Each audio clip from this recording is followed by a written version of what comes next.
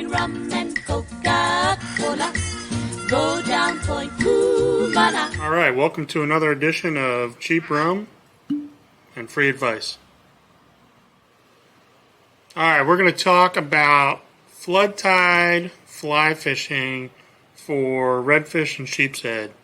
And if I was building your box for you, what flies I would put in it and how I would have you fish them.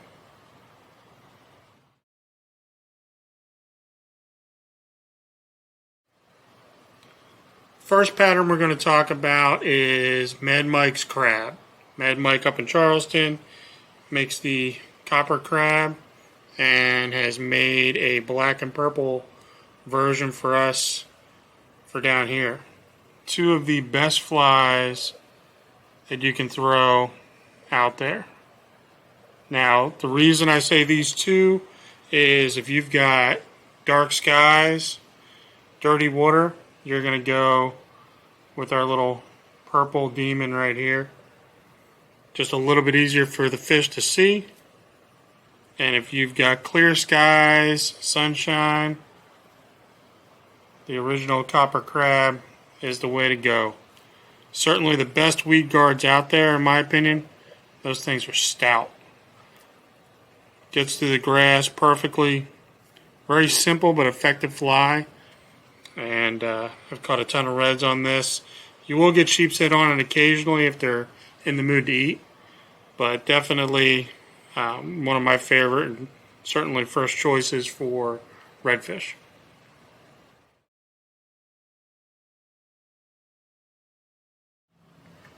Alright, the second pattern we're going to talk about is going to be the Rio shrimp teas. And just like the crabs, we're going to have this in a purple and in a natural tan copper color. Same reasoning, dirty water, clean water, overcast skies, clear skies.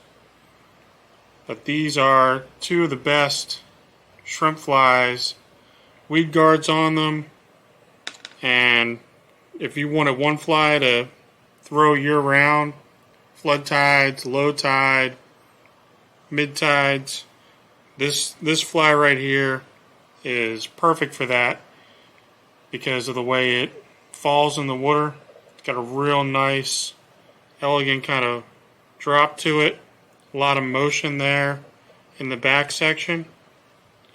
Simple little tip that I picked up with flies like this that have a lot of action going on in the tail, a lot of material where you want to keep that straight. After you're done fishing, dry your flies out, clean them off with fresh water. You put that fly back in your box, it looks a little ratty. It's all mangled up. I'll have a picture here in a second to show you what it kind of looks like. Just use a simple toothbrush and just brush that thing out. You're not going to damage your fly. You're not going to pull any of the threads out. A little bit of low resistance here, and just brush that thing out on a flat surface and get that thing looking like it was the day you bought it here in the shop, and it'll be ready to go, perfect for next time, ready to rock and roll.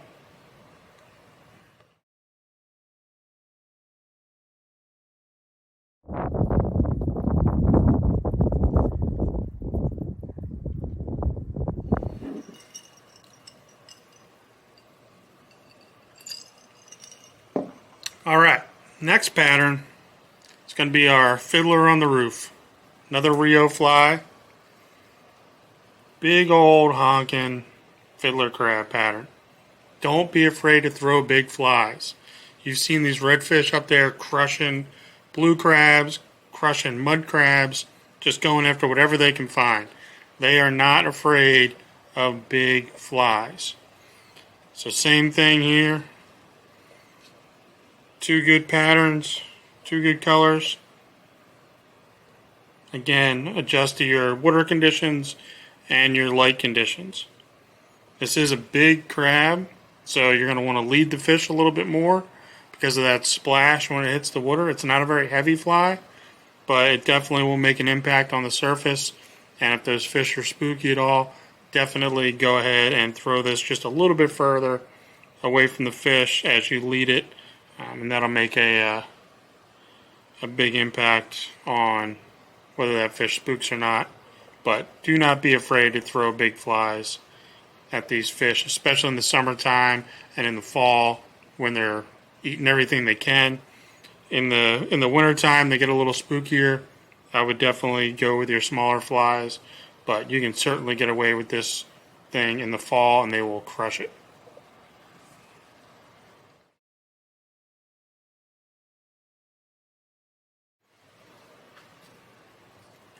Alright, another great way to fish for reds on a flood tide is usually mid-tide to as the tide starts to fall.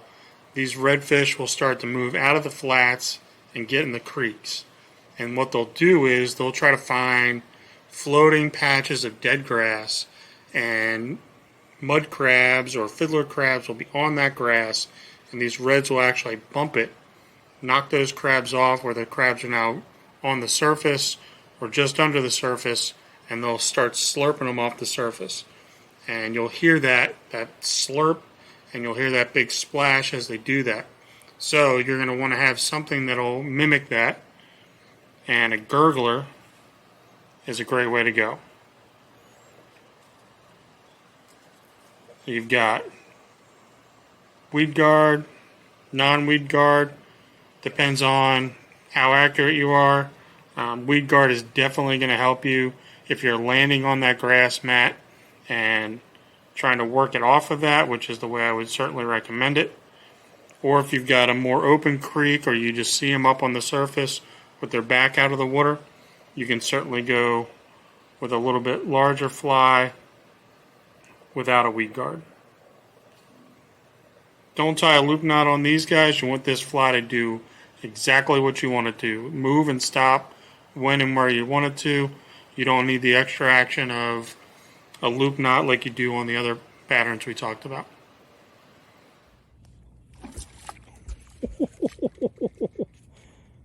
He ate the shit out of that.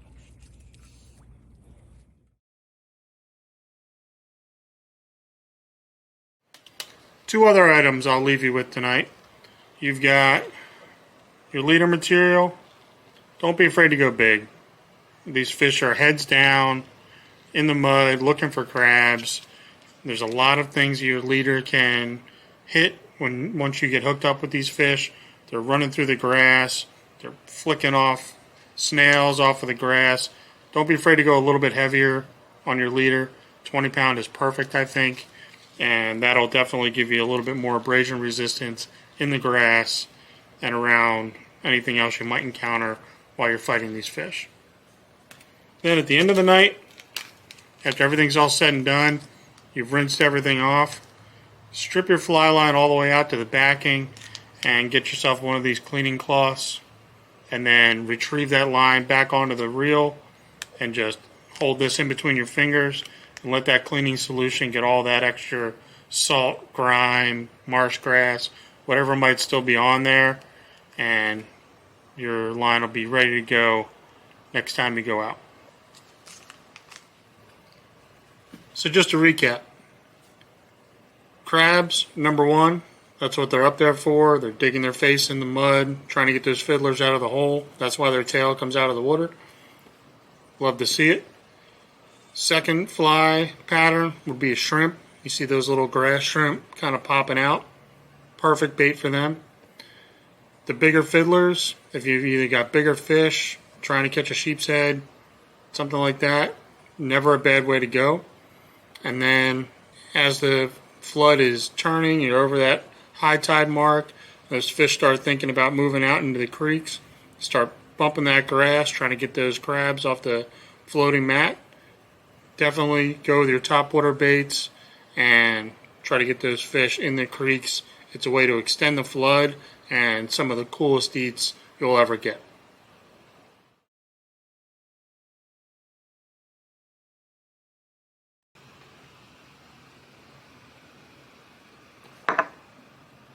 Thanks, Jasper. I'm drinking rum and Coca-Cola. Go down Point Kumana.